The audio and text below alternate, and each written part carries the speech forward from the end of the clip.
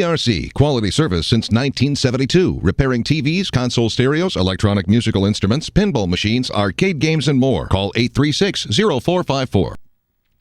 This is the Weather Xtreme video for Tuesday, the 7th of October. You know, the last rain around here was back on September the 20th, the last measurable rain. And even then, we only had 1/100th of an inch. So rain we need and rain we're going to get. Let's go to some Skycam images this morning. We'll begin with a nice sunset view there coming from our newest Skycam on the network at the University of Montevallo. That was captured right after our 6 o'clock weather segment last night. The sun going down about 6:25 in the evening now.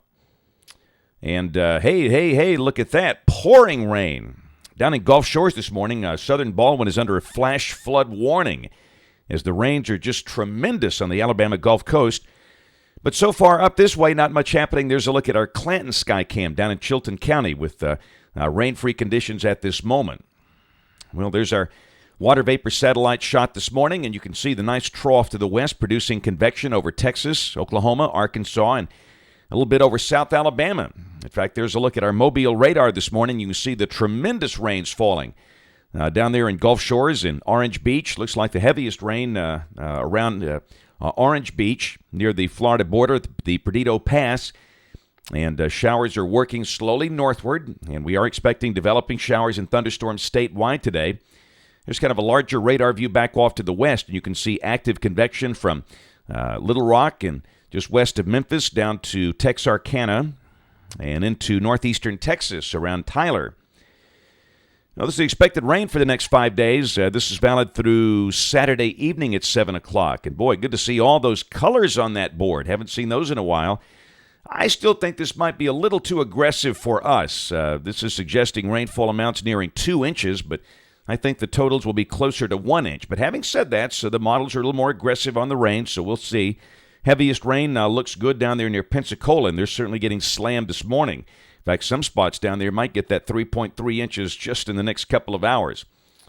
And in the tropics, really the Atlantic Basin, pretty quiet. All we've got is Marco, the tropical storm that is moving into Mexico this morning. That's a tiny, short-lived tropical storm. It developed out of Tropical Depression 13 yesterday, and it's moving in and will be no more later today. So a very, very short-lived storm. Here's the GFS at 1 o'clock today. This is the OZ run at 500 millibars. And there's your central U.S. trough. And down below that, you can see the return flow setting up and a good chance of developing showers and thunderstorms statewide today. Probably becoming more widespread tonight. Now, this is tomorrow at 1 o'clock. It's almost hinting that the better rain shifting over into Georgia by afternoon. So we think that we'll probably have rain and storms around tomorrow morning. The rain beginning to end tomorrow afternoon from west to east. And by Thursday, we are dry. A little surface load around Valdosta, Georgia. And that suggests wet weather for Georgia and points east. We think the sky becomes partly to mostly sunny here. And Friday, the weather will be dry. No cold air involved here. Temperatures should be in the low to mid-80s Friday. Saturday, starting off the weekend, how about a Rocky Mountain snowstorm? Time to kick off the snow skiing season out there, huh? Look at the surface chart. That suggests a whopper of a snowstorm for the Utah Wasatch Front, Park City, places like that. Big snows up into Wyoming. That's a big one there. And then, of course, we stay dry Sunday. Again, dry weather here. That's suggesting big snows continue. Probably, yesterday we talked about Denver maybe getting their first big snow. This is suggesting it could be the bigger snows a little north of there.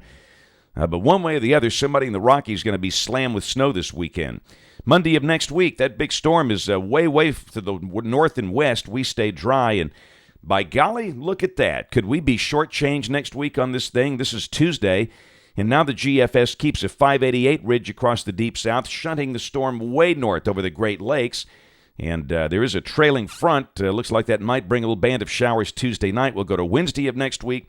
The showers move on. So this is not encouraging for a big rain event next week. But the model consistency has been just horrible. We've seen looks all over the board. So we'll just kind of keep watching and mention some chance of rain for the first half of next week. And we'll fine-tune that as we go along. And we note, in the far northwestern Caribbean, some kind of tropical system showing up down there. A couple of days later on the 17th, that thing moves north up toward Miami. And remember, The team at Colorado State is figuring we'll have 3 hurricanes this month, and that could be one of them right there. And at the end of the forecast on the 22nd, the westerlies are still up north. There's a lot of cold air up there, but so far no big dip that'll bring it down here, and down below that, that looks relatively dry. But again, that's been kind of model madness out there. We'll be waiting, watching, and we'll see what happens. That's it for the Weather Xtreme video this morning. We'll have notes on the blog throughout the day today, AlabamaWX.com. The next video here by 3:30 this afternoon. And, of course, we invite you to watch us on television this evening, ABC 3340 News at 5, 6, and 10. Again, thanks for watching. Have a wonderful day, and God bless.